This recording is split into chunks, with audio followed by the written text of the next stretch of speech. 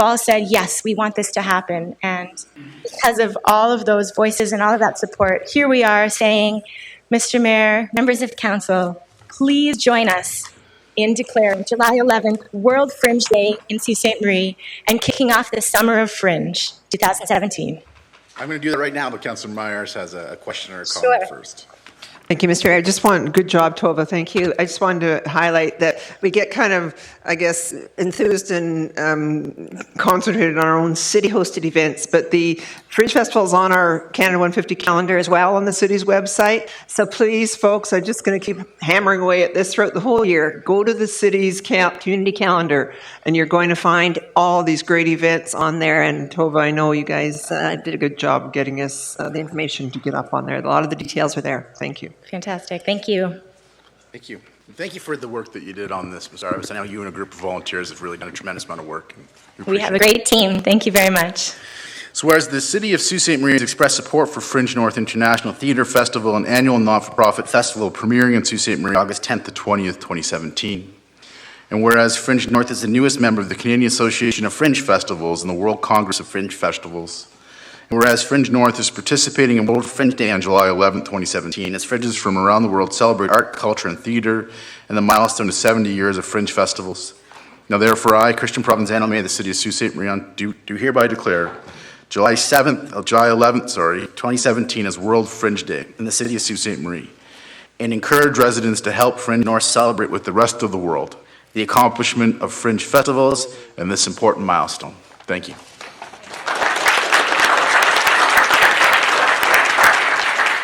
So before we move on, I think it's worth pointing out, and Toa did, Ontario and Canada 150 celebrations, the Italian Festival, the Poker Run, the Downtown Street Party. Like, there's lots of very fun, positive things happening. I think we should take a pause and recognize that and thank all of the great people in our community who are making those things happen. So thank you to the community.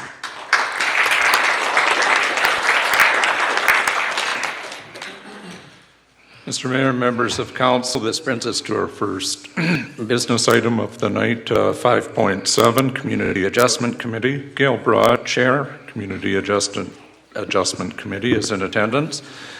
And we have under agenda item 7.1.1, the final report of the committee, and the following motion. A motion by Councillors Krampadich and Christian.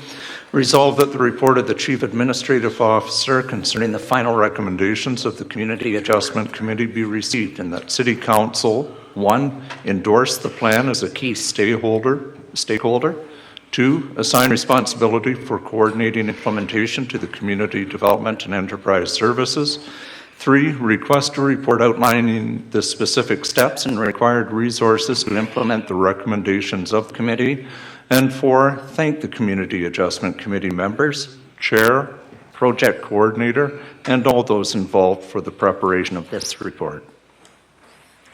Okay, so I think we're starting with you, Gail. Yes, thank you very much. And thanks to Mayor and City Council for giving us this opportunity to present our final plan.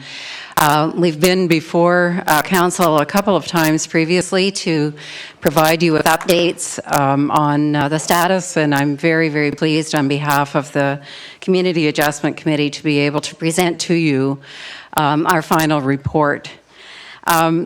Before I begin, I just want to say I'm not going to walk you all the way through all of the report. What you see up on the screen and what each of you, I believe, have been presented with in your package is a summary document of the report that outlines primarily the process that we went through, as well as the main recommendations that we came out. There's much, much more detail in a much larger report. And that report will be published and available within a month or so. But right now, I've just been advised that the summary report, which contains the main recommendations, has just gone live on our website at futuressm.com. And so please, for the general public, feel free to access it there. And again, you'll see that we're still inviting the public to continue to work with us, because we believe this is a foundational report, but we'll will require the whole community to work towards achieving its outcomes. So tonight I want to say some special thank yous. First of all, to the Ministry of Advanced Education and Skills Development and the city for providing the funding that made it possible to do this planning work. Of course, without funding, we would never be able to do the kind of work that was required, and we really appreciate that. And to Mayor and Council, I also want to extend a special thank you for the confidence that you showed in the committee itself and in the work that we did in developing this community plan for Sault Ste. Marie. I do want to assure you that all of the ministry requirements have been met. We've submitted our final report to them, and we have met all of the obligations, so you can feel confident that your I guess, legal and fiduciary duties to the ministry have been fulfilled at this point. The first group of people that I really want to thank are the 16 members of the Community Adjustment Committee who attended many, many meetings and thought very carefully and guided this work from start to finish. Those individuals came from all walks of life. We had business people, we had people from organized labor, we had folks from the educational sector, financial sectors. Many different organizations were represented on that adjustment committee.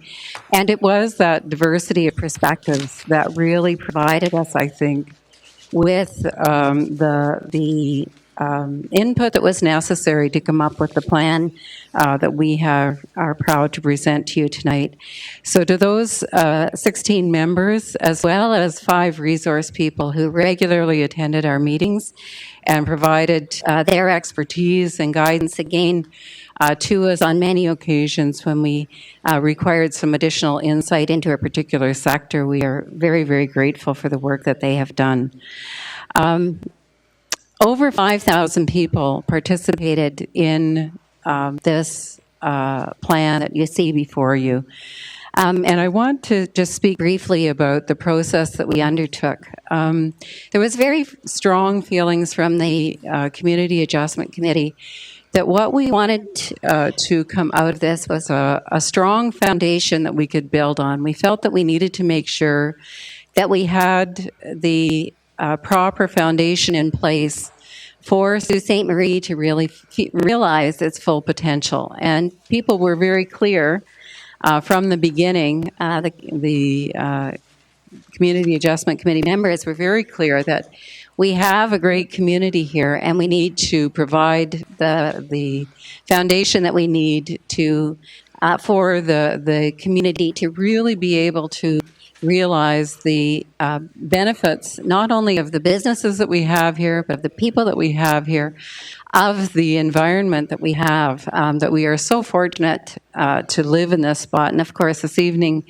the many different celebratory events that are being scheduled illustrate, I think, very clearly that. So the process that we started with was one that required some good, solid research. And that took us longer than we anticipated. It was more difficult than we thought to bring together all the information that we needed. But in the end, by about 3 or 4 months into our term, around the turn of the year into 2017, we were able to put together a series of fact sheets. And you'll recall when I was here in January, we demonstrated the social media, the website that was designed that really illustrated where we were at as a community, both the good and the bad, and even occasionally a little bit of ugly. But we saw a lot of wonderful things that were happening in our community as well. Into March,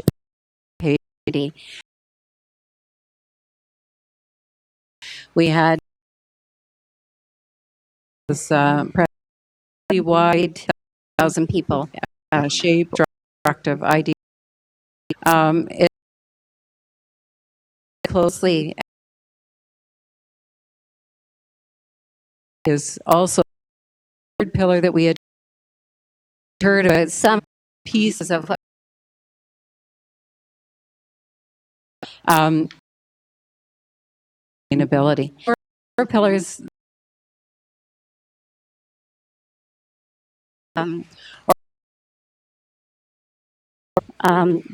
as we've just these goals for the future. These two had it's easy. It's an entirely and in shape work both for a lot of moral Mike as challenge Tom Dodd. I can say that there was a starting point. I think he self through Gail. Enjoyed reading it. Like the together we pointed in the right. Now I do have that when I read bothered me. Report and available what it through events that ask us questions.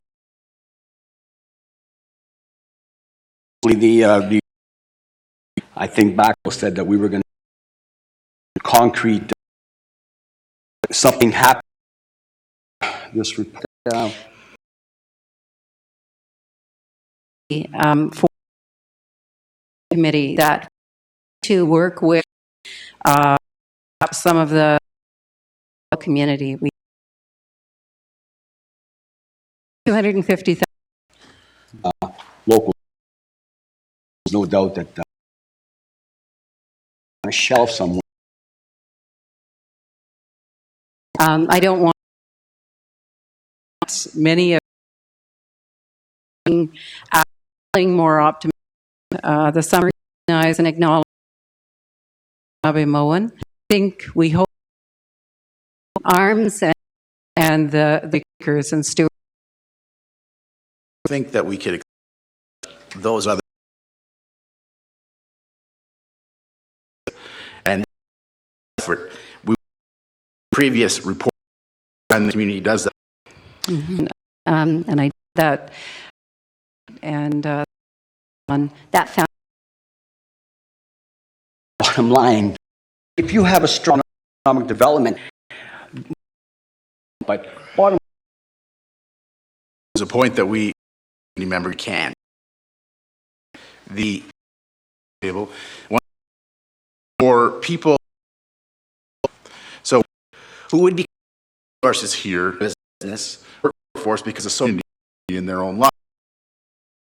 And it's about developing that those people skill sets will. You know, I heard from that they and the EDC community that people, so we have jobs, gaming businesses here.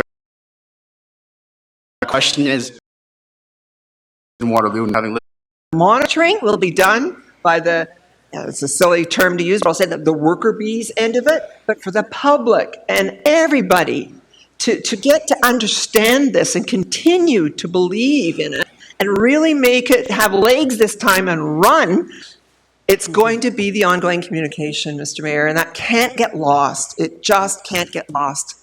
There's been thousands of hours of great work that I've seen since I've been back here in 1989 with all these different plans, and they all have a similarity to them. A number of people have been involved in some in the past, too, as I look at the podium. But what can we do to make this different? We have got to communicate it, and an ongoing. Thank you, Mr. Mayor. Thank you, Councillor Myers. Councillor Shoemaker. Thank you, Mr. Mayor. I think we're all talking on the same page here, and we're all reading from the same page, perhaps it's a better expression. You know, I think as much as we all discuss it, this needs to become something that we always refer back to when we make these decisions at our council table. And I look at page 13, recommendation 12. Foster a pro-business and entrepreneurial environment in municipal government that encourages growth and development. Great. except that we have to follow it. We have to ensure that in all our decisions, we are looking to foster that growth, encourage development. I think I would certainly, be the first to note there are times when we have not done that at this council table. So every time a decision is before us, not just that recommendation, all of them, but I looked at that one specifically because it's sort of overarching. We need to ensure that we are looking at these decisions with a view to this so that we are not taking steps backwards when we make our decisions at council. So it's not just for us as council, but I challenge, and perhaps a task is hard of a word, but I certainly they come to us with these or fly in them, get them and really, are we, and staff should get one. I mean, it would love to vote also. And I'll go your one. Reiterate what before and say, hey, but. Unanimously. Community, keep your coming out. 1.1 solve the region. That institutions and people who did apply and our tenants, we also thank for it, and then we'll get into Councillor Hollingsworth, that would be process as we collect more data of a particular area. We hold an open house, similar to Wilcox Park, hold an open house, feedback from community members about potential change in use so we would make sure we engage in the neighborhood. Okay. Hopefully they happen during the school in the summer. Okay. So on that matter, Councillor Butland? Yeah, Mayor, it was motion. It prompted I appreciate the report. I think it's useful information as it comes forward. Circuitous rides throughout the city. I haven't been doing it. Not all parks should have slides and swing because there's nobody there using them. This is not a criticism of all the parks across the city. But if, in fact, the survey shows they're not being summer yet, but passing neighborhood park after neighborhood park and not seeing a soul, be it grandparent or middle-aged or young people or anybody in the park. It's a beautiful green space, and I guess you could use. And they're just going to be a green space. Well, so be it. So don't expend a lot of monies on playground equipment that nobody's going to use. And certainly any indication to close a park or green space, obviously. 6.7, go ahead. Thank you, Mr. Mayor. I see Travis Reed up in our gallery and Susan Hamilton Beach, our Director of Public Works, of course. And I guess that because this came up recently in Ward 2 about grass cutting in some of our parks, because we've had a weird... You're going to have neighborhood input, and I assure you will all say, absolutely no way you can close this spot. But that remains to be seen what the survey shows. Thank you. Okay, anybody else in 6.7? See, Councillor Butland said, if there's parks where we see that a passive park where you can just go for a nice walk or sit, in a nice area, in a grassy green space, that's great. There's park benches that might be a little low maintenance cost versus having a bunch of play equipment if it doesn't reach people. I think of the repurposing of Penn Horwood Park just last week, the golf disc now as a new recreational piece. So I think that this has to be a very broad sort of keeping in mind as we go forward. Travis would be very happy to start this year, and the grass has grown incredibly. I think somehow or other we've got to bring this cost into this whole scenario when we're looking at the equipment and capital costs. That's one thing, but it's the ongoing operating and maintenance of our parks and to your team. Years I've had new. we appreciate. I know a weekend. I guess that somehow or other I'd like to find a way that we can acknowledge some sort of a correlation between our costs of maintaining our parks, keeping the grass cleaned and the equipment in good order where there is equipment and so on. So building a little further north Civic Center. Is that something to run at it? Sorry about that. The recommendation is that one planting for every tree, for every one removal of a park tree be considered by Public Works. I'm wondering if, I'd like to change that to that it be strived for, so that it's more than just be considered, that they actually look to plant one tree for every one removed. So I'm wondering if that has to come off consent for that to happen. Through you, Mr. Acting Mayor, to Councillor Shoemaker, maybe I'll just ask Ms. Hamilton Beach if that's something she would have or would consider. as far as that being a recommendation from staff. Through you, Mr. Acting Mayor, to the clerk. We're in agreement with that friendly amendment. Okay. As long as council is fine with that, it can stay on the consented end, and I'll make the adjustment to the wording. Okay. That was it on that one. Is that it? Anything else from Councillor Hollingsworth? Which one? Just the consent agenda? Yes. 6.12. Yes. Second line, Great Northern Island Active Transportation Study. Just a quick question. I guess I'll direct this towards, Dan, through you, Acting Mayor. Dawn, sorry. What do you mean not to revisit the cycling master plan at this time? When are we going to revisit the master cycling plan? Mr. Acting Mayor, to Councillor Hollingsworth, I spoke with Planning Director McConnell about this, and he didn't feel that, given the fact that this is just a study for one small area of the city, he recommended that we not revisit the cycling master plan. And because there's a consultant that we've already hired to do a traffic study exactly along this L-shaped corridor, we thought it was an easy add-on for that project. We thought it's the best and probably the fastest way to get the active transportation question answered.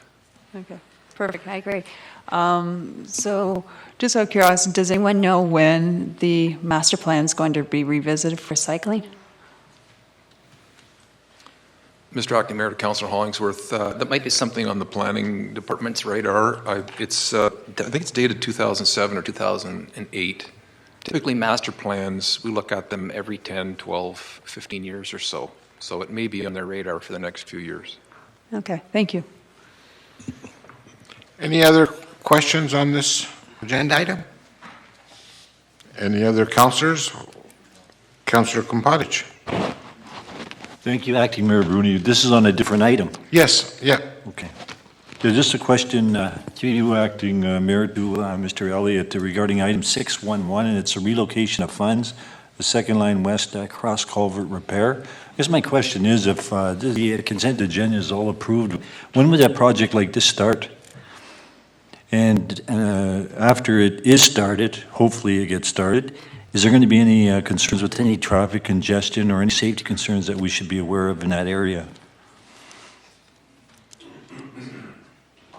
Mr. Acting Mayor, to Councillor Krampadich, this is a realigning. They're just going to line a new culvert inside the old one, so I don't believe the road's going to be disrupted to any great degree. It'll be narrowed a bit, maybe down to one lane sometimes because of construction traffic, but the intention is to not cut the road.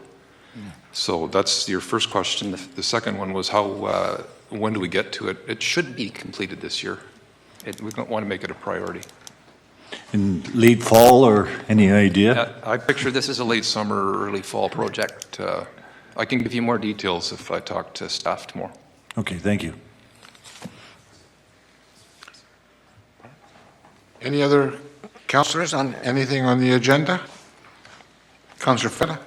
Mr. Acting Mayor, I just wanted to talk to Mr. Elliott there regarding 6.12. I'd like to, seems like we're studying this intersection to death here, and Mr. Elliott, I know that we talked about this before, but is the idea of a roundabout on that intersection totally unrealistic?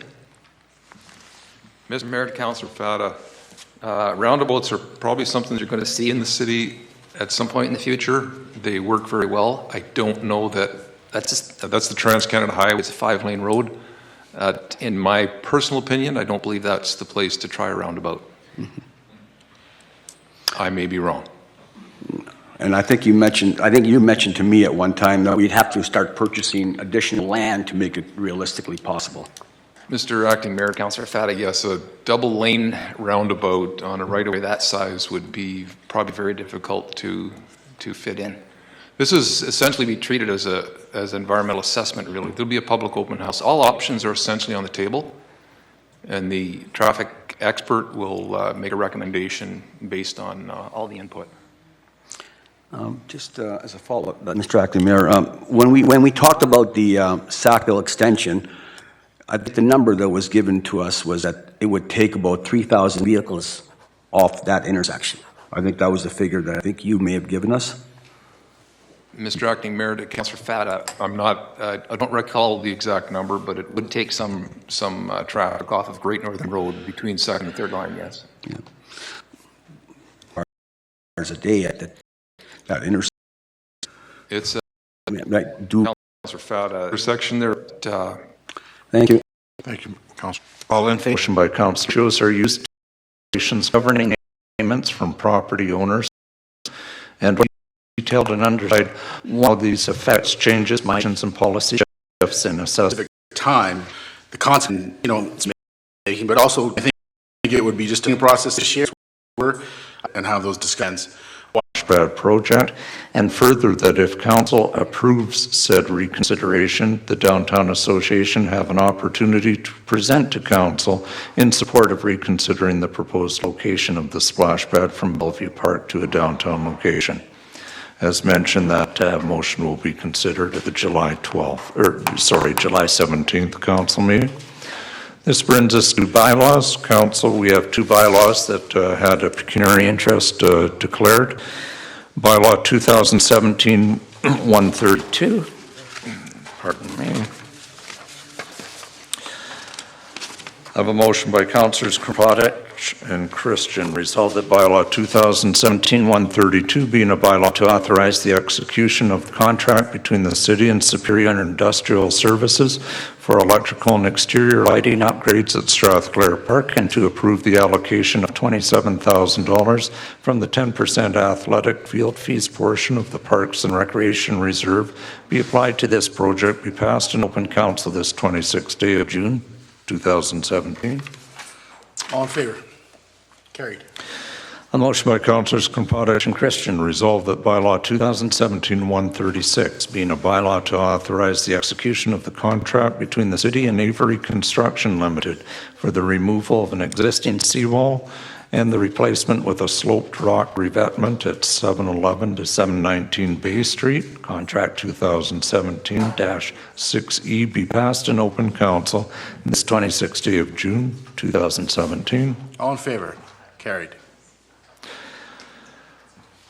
Motion by Councillors Kropotich and Butland resolved that all bylaws under agenda item 11 under date 2017-06-26 be approved, save and except 2017-132 and 2017-136. All in favor? Carried.